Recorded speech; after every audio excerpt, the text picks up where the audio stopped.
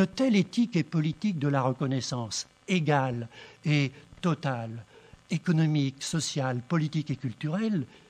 qui semble bien être légitime dans son souci de justice, aussi bien matérielle que morale,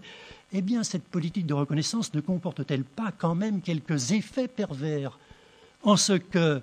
l'illimitation intrinsèque au désir de reconnaissance égale entraîne logiquement et donc nécessairement une insatisfaction croissante, une revendication exacerbée et même un ressentiment généralisé, aussi bien entre les individus et dans la vie privée, en amitié comme en amour surtout, que pour les groupes sociaux dans les sociétés notamment démocratiques. La lutte conjuguée pour la reconnaissance et la puissance inégale finissant par destituer tout espace-temps commun réellement partagé à égalité sous le coup de revendications victimaires concurrentes. Cela devient d'autant plus pathologique ou fauteur de mal, de violence surtout, quand la revendication morale et politique de reconnaissance émane de groupes naturels ou culturels ou encore de communautés ethniques, linguistiques, sexuelles ou encore générationnelles maintenant, pour qui le plus propre de l'homme résiderait dans sa différence existentielle particulière, biologico-ethnico-sentimentale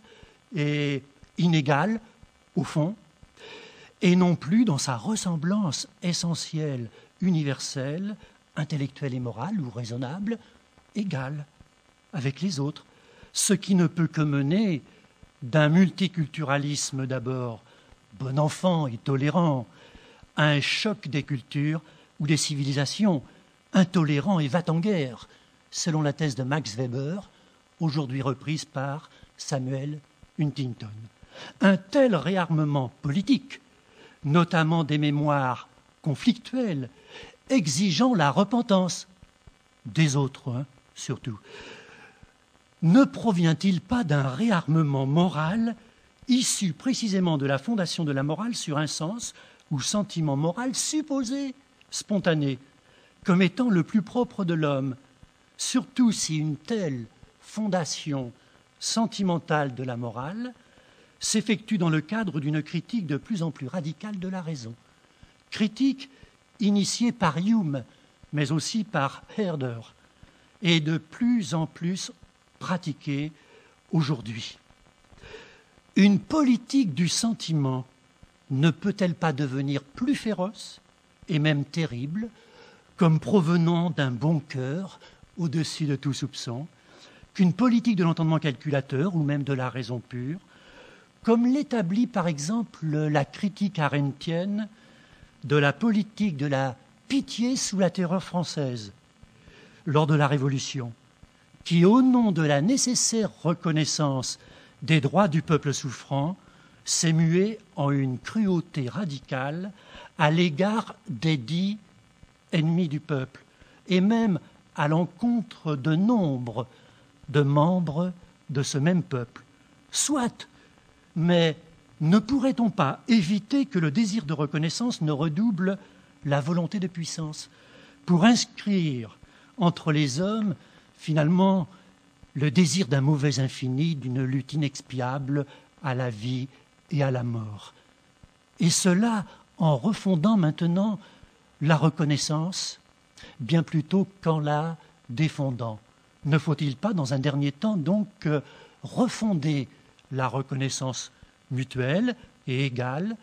sur la connaissance et la reconnaissance de soi-même, et cela comme un moment et non pas le fondement du bien vivre ensemble et personnel. Reconnaissance bien ordonnée ne commence-t-elle pas par une reconnaissance de soi-même d'abord, qui s'étende ensuite aux autres? En effet, pour fonder l'expérience proprement morale que l'homme est susceptible de faire du monde, des autres hommes et de soi, et donc pour ne pas seulement traiter autrui et soi-même comme des moyens, mais aussi et surtout respecter soi-même et autrui comme des fins, encore faut-il percevoir ce qui fait cette dignité.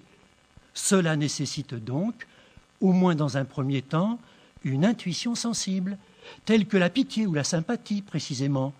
qui me permet de me mettre à la place d'autrui par sentiment ou encore par pensée élargie, comme dit Kant, ce qui demande de l'imagination, mais sans pour autant demeurer dans la sensibilité, sous peine de sensiblerie, qui ne vaut pas mieux ici que l'insensibilité, afin de mettre en examen la prétention d'une telle intuition ou émotion en matière de fondation d'une action et donc d'une vie bonne, ordonnée à la loi morale. Cela nécessite à son tour un recours à la connaissance conceptuelle et à la pensée idéale, qui relève alors de la pensée conséquente ou cohérente, comme dit Kant. La pensée par soi-même, puisqu'il faut bien que j'aie d'abord le courage de me servir de mon propre entendement, afin de saisir ce qui fait mon humanité propre, ou me connaître moi-même, pour ensuite, mais ensuite seulement, reconnaître et respecter cette même humanité en autrui.